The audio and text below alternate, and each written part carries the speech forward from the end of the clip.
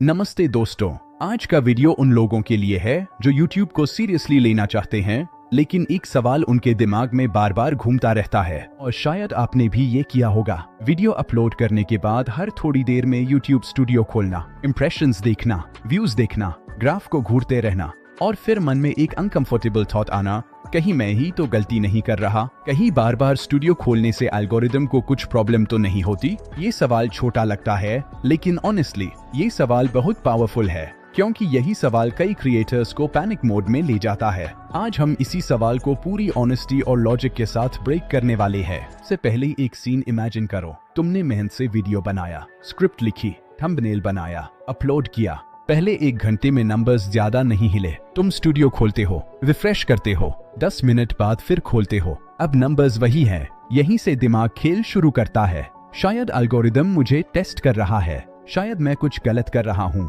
या फिर स्टूडियो ज्यादा खोल रहा हूँ इसलिए रीच कम हो रही है, और यहीं पर डर पैदा होता है। अब यहाँ एक बहुत इंपॉर्टेंट बात समझो। YouTube पर सबसे डेंजरस चीज कम व्यूज नहीं होते, सबसे डेंजरस चीज होती है कंफ्यूजन प्लस फियर। जब क्रिएटर डर में होता है, वो लॉजिकल डिसीजंस नहीं लेता, वो इम्पल्सिव डिसीजंस लेता है। अब सवाल ये है, ये डर आया कहाँ से? ये डर आया है लैक ऑफ सिस्टम अंडरस्टैंडिंग से, क्योंकि YouTube हमें कभी ये नहीं बताता कि एल्गोरिदम अंदर से कैसे काम कर रहा है, तो दिमाग खुद थ्योरीज बनाता है। और उनमें से एक थ्योरी ये है, बार बार YouTube स्टूडियो ओपन करना शायद गलत है।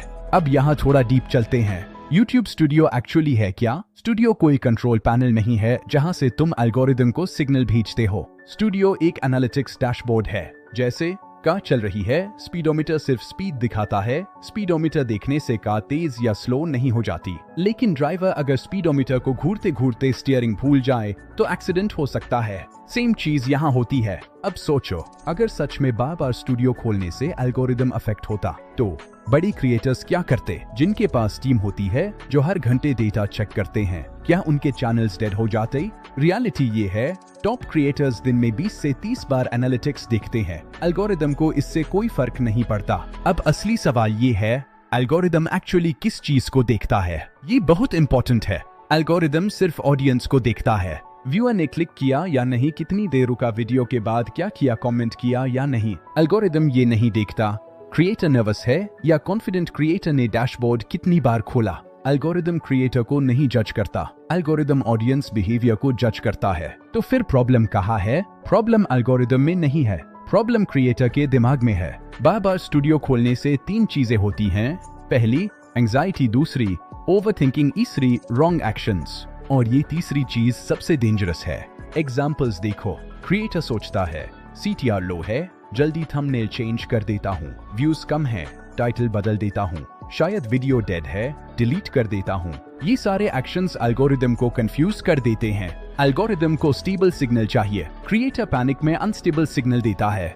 अब एजुकेशन और टेक निश की बात करते हैं। इस निश में एल्गोरिदम बहुत कॉशियस होता है। ये वीडियोस रैंडम लोगों को नहीं दिखाता, ये सही ऑडियंस ढूंढता है। इसलिए फर्स्ट 6 से 12 आवर्स स्लो होना नॉर्मल है। कभी इंप्रेशंस रुकते हैं, कभी नेक्स्ट डे जंप आता है। ये डेड नहीं होता, ये एनालिसिस फेज होता है, लेकिन क्रिएटर इसे गलत समझ लेता है। अब मैं तुम्हें प्रोफेशनल रूल बताता हूँ। सीरियस यूट्यूबर्स ये करते हैं, अपलोड के बाद पहले 24 आवर्स में सिर्फ ये देखते हैं कि वीडियो लिव है।